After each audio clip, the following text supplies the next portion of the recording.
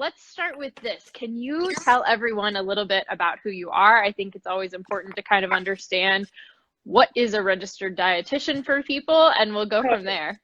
Yeah, well, thank you so much for having me. And as you said in the comments, I'm here today as part as registered dietitian for Generation You Can, which I'm sure most of us all know and love and happy to talk about as well. But so a registered dietitian is very different than a nutritionist, quote unquote. I know those are commonly unknowingly interchanged, but a registered dietitian, what that is, you have, or I have, or someone that is a registered dietitian, it's a medical license. So you have an undergraduate degree in nutritional science or dietetics. You have to get matched to a supervised practice where you complete over 1,200 hours of nutrition experience in clinical nutrition, community, school nutrition. And then I also have my master's in nutritional science as well, with an emphasis of sports nutrition and wellness. Upon completing the supervised practice, you have to take a board qualifying exam, which was so happy to pass a couple of years ago, but you have to uphold the medical license by getting continuing education credits every 5 years. But I'm also going to be sitting for my certified specialist in sports dietetics exam, which is the highest you can get in the field of sports nutrition. So I'm on that path. I do sports nutrition consulting. I work as a clinical dietitian, and I personally am a runner myself. And so I tend to follow my advice and help others to achieve their personal goals as well. Awesome. So I think that's super important to understand because obviously, you guys, I might give you tips on hydration or food, but they're always from that run coach perspective. So like my wheelhouse is kind of the basic experience of what we know about fueling, but someone who is a registered dietitian is where you need to look for like the deep dive on info. So today, hydration and electrolytes are our big topic. My first question is, what are electrolytes? Yeah, so electrolytes, I mean, I feel like they're commonly talked about or they're marketed often, but what they are, our body requires electrolytes basically to perform our normal functions. So they kind of help our heart keep going and they help with our hydration.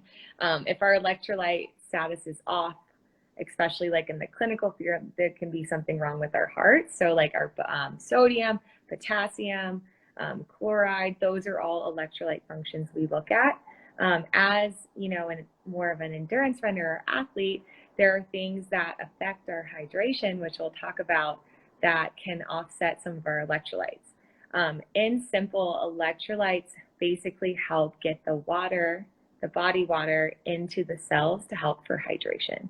So kind of a long-winded definition there, but that's perfect. Yeah, but basically, especially like with it being summer and hotter out, what we're doing more is sweating. So we tend to drink more water, and electrolytes can really help us actually hydrate and get that water into the cells so we're not over drinking water.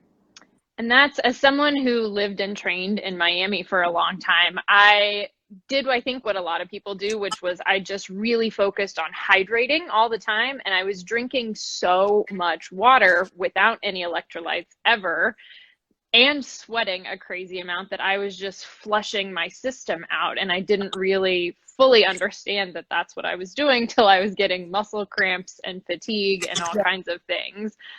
So often a lack of sodium is can cause muscle cramps. It's not potassium. I know that's the banana, thing. Right?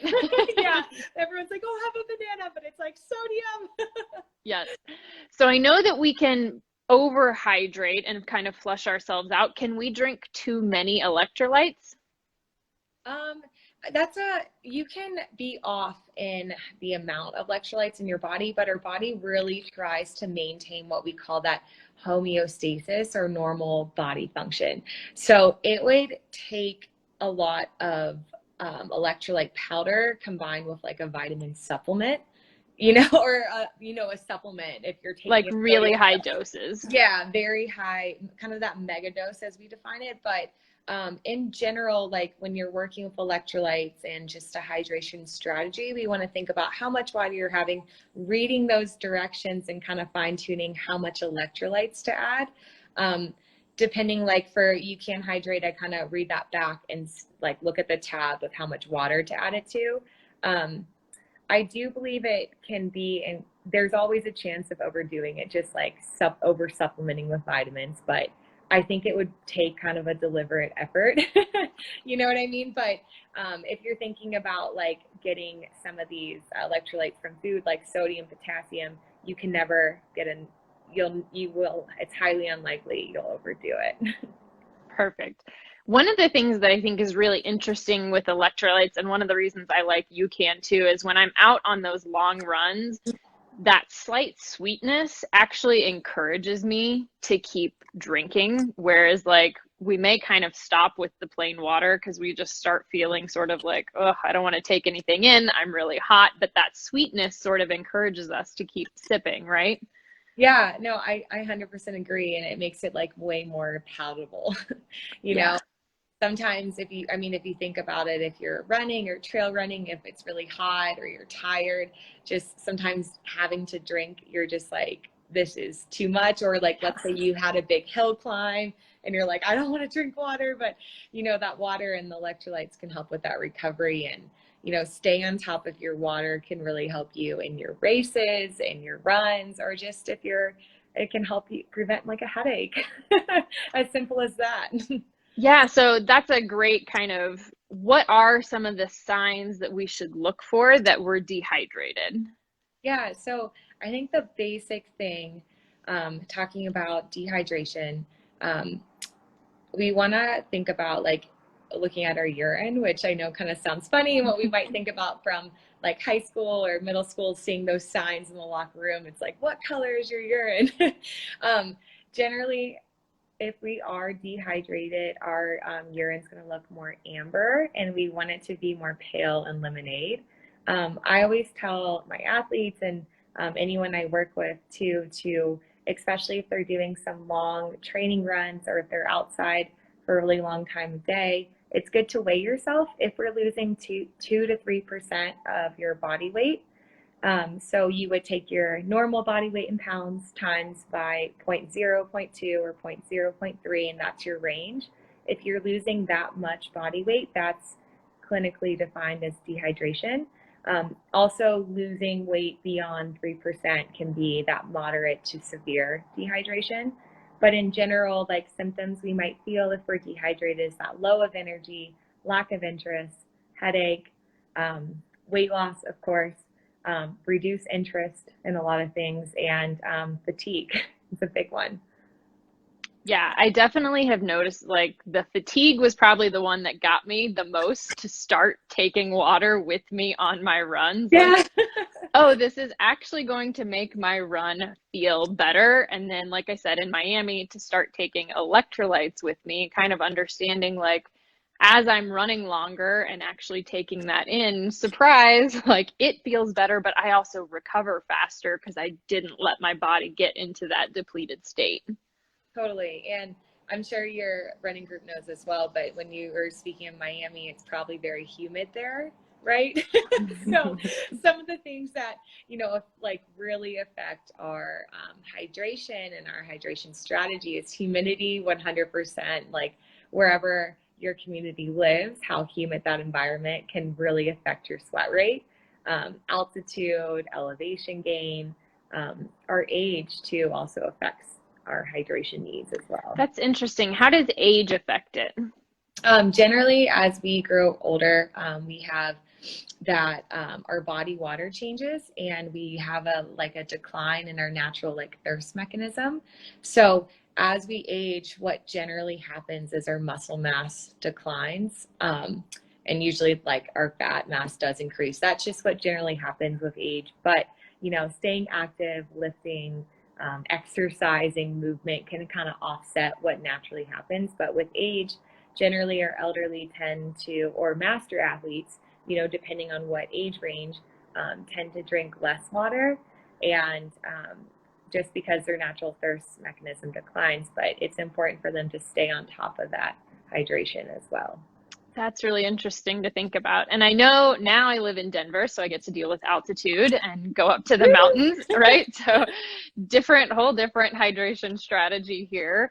I think that's interesting to talk about too, because here I still sweat, but it's different than Miami. I may not be wringing my clothes out. And so sometimes I think we don't recognize we need to be taking in as much water because we don't realize we're sweating as much. I 100% agree. So that goes with the environment. If you live at high altitude, like I live in Aspen, so I'm at 8,000, and I significantly notice I'm sweating, but since I'm at high elevation and it's really dry here compared to like Miami where it's way more humid, I don't notice like my clothes being as wet, you know what I mean, from sweating, but it doesn't mean that I haven't sweated a lot. That what you're saying too often happens in the winter when we're exercising in the winter. Most people don't realize if they're doing a long run or a long bike ride, or like, let's say like an uphill ski. We do that here, you know, riding the uphill, but a lot of people don't realize that they're actually dehydrated because they're so used to just looking at their clothes and being like, oh, or they're, for women, like, oh, is my hair wet? You know, but that's so important to, you know, just mark note. And how is your environment? Is it dry? Is it humid? Are you at altitude? And is it a hot day? You know, we all react differently to the heat and the cold. And so staying on top of that can, if you're, you know, running for a specific mile time, half marathon, marathon, being hydrated can actually improve your times. Yeah. How can, and maybe, I don't know if you know the science on this, I guess, how can being dehydrated or letting our electrolytes get off kind of impact recovery? So, yeah, that's a great question. But thinking about that in general, if we are dehydrated, it can, just with those body cells not having the adequate fluid, it can kind of slow down that recovery process. If we think about it, most of our body is water. And when we are exercising, and this might not be the most like physiological correct way to think about it, but if we're exercising, you know, we're expending movement and energy, and we're also losing body water. So if we're not ingesting the right amount for our body we don't want to overhydrate, right? But having the adequate hydration to rehydrate those body cells can really allow for that proper recovery. And just our normal day-to-day, our body's expending water and utilizing water for digestion, absorption, the simple things of us urinating or having a bowel movement that does excrete water too. So we have these normal body losses of water that are just natural, we don't think about. But when we add exercise or just general physical activity, general body movement, that requires our general water intake too. So I know there's a term we hear thrown around sometimes about sweat rate. Do we really need to know that to know how much to drink, or can we use other like natural thirst mechanisms and kinds of things? Yeah, so I think with it, it's kind of what level of like you're competing at. So I think with someone that's very highly competitive in their age group or their sport, oftentimes knowing your like sweat rate can really help you advance in your times, like for like a triathlon if you're competing, or if you're trying to PR in a marathon and qualify for something. Knowing your sweat rate can really fine tune a strategy. But also when we think about just general day to day, oftentimes feeling thirsty is the first sign of dehydration. So it's hard, especially with athletes. We don't want to just rely on our thirst mechanism, especially during exercise. We'll never obtain enough, so having a strategy is helpful. But for the general person, simple things to know is like looking at your environment, understanding what elements you're training in, whether it's like humidity or altitude or heat, or a midday run versus a morning run. You know, there's differences in that. But oftentimes I always tell people a good way to look at it is weigh yourself before and after a really long run. So after you urinate in the morning, weigh yourself to get that dry weight. And then after your like long run or like long endurance activity or fun day that you're doing, weigh yourself after and you can see if you've lost weight. In general, we should not be gaining weight when we're on a long run. That means we're taking in too much water, which is actually really dangerous. That can affect our sodium levels, and that's that hyponatremia, which is actually very dangerous for us. But what I tell people too, if a simple sign or symptom, like I happen to know I'm more of like a saltier sweater. So I notice this a lot in Denver. I'm also from the Midwest. I would have like a salt crust on my hat from sweating, or I would get it on my shirt. So that means I'm like more of a saltier sweater. And so that's how I try to supplement with those electrolytes, most definitely. Okay, that's helpful. I'm kind of long-winded, I apologize, but I would say having your sweat rate tested could advance you in your running, or you could take the simple signs of trying to like weigh yourself before and after your runs, crafting a hydration strategy. I think electrolytes are actually really beneficial in the summer, so that could just be part of an everyday strategy. Yeah. Let's see. One question. Is there, oh, this may be hard to answer. So how much water or electrolytes should someone generally be taking in during an hour of exercise? Oh, that's a great question. I usually go for the ratio. That's usually based off like what electrolyte product you're using.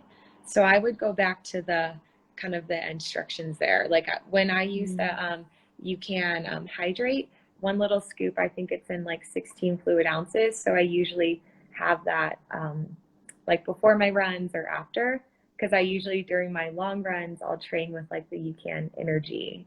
But it also depends on like how long I'm running too. Like it does depend on your sweat rate as well.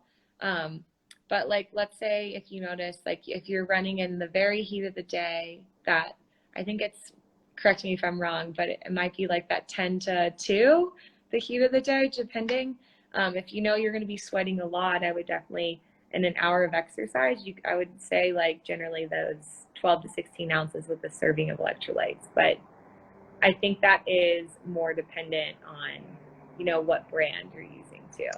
Yeah, I think there were a couple of good points there. One is going into your run well hydrated. So I always try to make sure I'm drinking prior to the run so Yeah. that there's less emphasis on you during the run feeling like I just gotta guzzle, guzzle, guzzle, because our stomach doesn't love that either. You'll So feel sloshing. yeah, yes. So if you go in well hydrated, then you can kind of work towards, especially when it's hot or super dry. I try to just tell myself every mile you will take a sip. So when your watch buzzes, you take a little sip, and that kind of just keeps you taking it rather than sort of having this, oh, it's been 30 minutes, I haven't had anything. You suck down a whole bunch, and then, yeah, you get that kind of sloshy feeling. So that's been one of the things that sort of helped me get on like just telling myself, this is my plan now. I'm just always going to take a sip because, like you said, sometimes I'm not thirsty when it's like really dry or hot or whatever. So that sort of helps me just make it part of the thing and make it happen. Yeah, and that's so important to emphasize is hydrating throughout the day, not just in one time period. We really want to emphasize that specific tip. Yes, for sure. Um, so I have Indigo runs. I think that answers your kind of ratio thing. So really look at the instructions on whatever you're using and kind of follow that. If you're talking about in a race, though, I know a lot of people have the strategy of like alternating stops where they will go from water to a sports drink. What are your kind of thoughts on that? Yeah, I think that should be something that you trial during your training.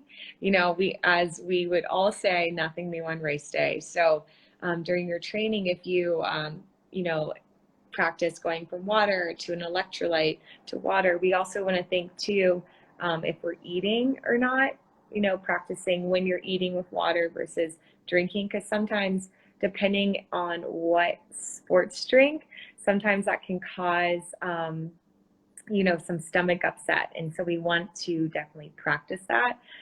Just oftentimes I've seen some individuals with certain sports drinks, and if they have like a goo or a gel with that sports drink, they have some stomach upset. So we want to, yeah, we want to definitely practice, like, are you practicing with like electrolytes and water, or like, you know, a calorie containing sports drink, and then having some simple sugar goo packets. So it's, I would definitely trial that, but I often see a lot of athletes, like you're saying, whether, or athletes or runners, all the things, you know, practice every mile, like have a sip of water and then balance it with electrolyte too. Cool. Can you talk a little bit about the UCAN energy that you use during the runs? So I've used it a few times, but like you said, it's actually a drink that has some calories and nutrition to it. So I Yeah. have so many runners that do have sensitive stomachs and have learned like a lot of the gels don't work for them. So I'd love to just kind of like explain to them what that is. Yeah. And so the big idea, UCAN energy, what it is it's like a powder you can add to your fluid, or you can make a little gel out of it. Like we have, now it's that UCAN Edge, which is the Yeah. same product, but it's in an easy container, you know, or easy packet to have with you. But UCAN Energy, the easiest way to describe it is it's a slow releasing carbohydrate. So it doesn't require that constant um, ingestion every like 45 minutes, like the quick energy from like goos or gels. Oftentimes the makeup of goos or gels, like the sugar in it, the maltodextrin, that can cause some stomach, you know, irritants or lead to that GI distress, which is not fun when we're running. But that is that quick, rapid energy that requires to be supplemented like every like 30 to 45 minutes. So like for some athletes or some runners I've worked with, they're like, yeah, I had like 16 gels during this like this 30-mile race, and that's a lot, you know. But UCAN energy, that why I also like it too is it can help balance that blood sugar. And the thing is, when we are having more of like a slow releasing carbohydrate such as UCAN energy or the Edge, that can help us keep our blood sugar like more balanced while we're running, keep us burning fat for longer, which is our better fuel source, especially for running. If oftentimes when we have those goos or gels, we switch from utilizing predominantly fat to more that carbohydrate. And so UCAN energy can help provide that like longer lasting fuel for running. And I mean, beyond running, I've had people even use UCAN like just to help balance their blood sugar, or as like an early morning breakfast, you know, that in almond milk or water, and then they can do their speed workout or their runs right before. Oftentimes it's hard to find that like meal to eat right before you work out, but having something that you don't feel like you're like starving after is always really good. I've had That's a a great couple, tip. I hadn't tried it for that yet. I like that. yeah, like if you, especially with speed training, you know, like you're going from low heart rates to really high heart rates. And when we're training in these really high heart rates, the fuel source our body is switching to for that quicker energy is a carbohydrate. And so sometimes after these intense workouts, or like let's say you're doing speed workouts on a spin bike, you're like, why am I starving after? And you're burning a lot of calories, but they're more from carbohydrates. So oftentimes I have people, they're like, why am I so hungry? I'm craving like sugary foods, starchy or salty.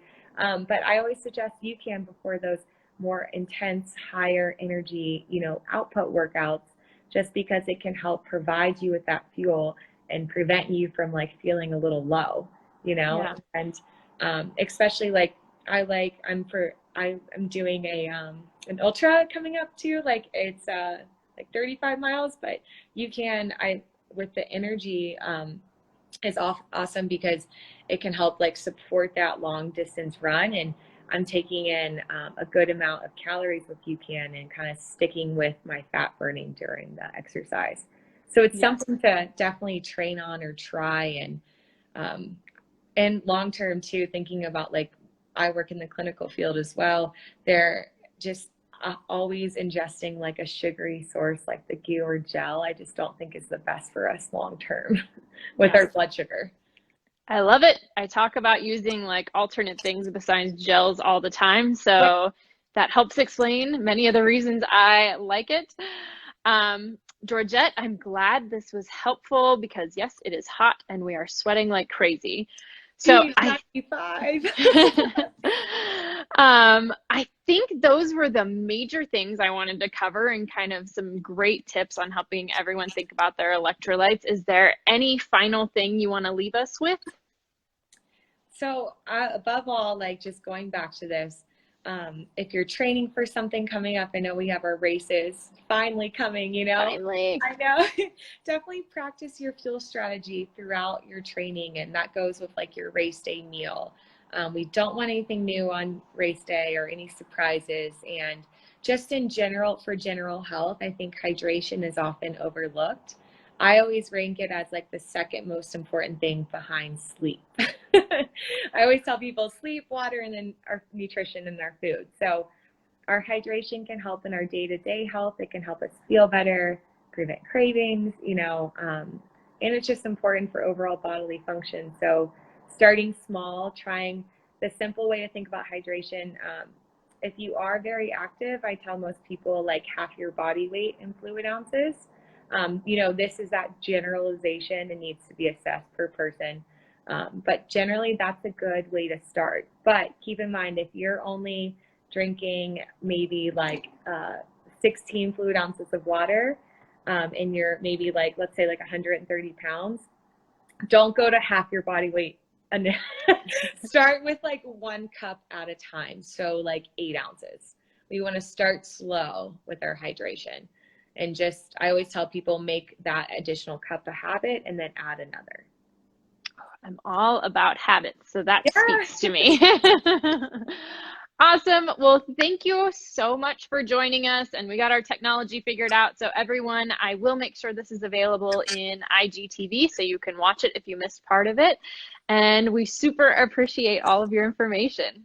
Thank you so much for having me today as part of Jen UCAN, and I know my personal account. So if anyone has any questions, I'll just comment in the comment box of @Jen UCAN, and then I'll comment my personal one. So thank you guys so much, and happy running, and thank you for having me today too. Perfect. All right. Bye, everyone.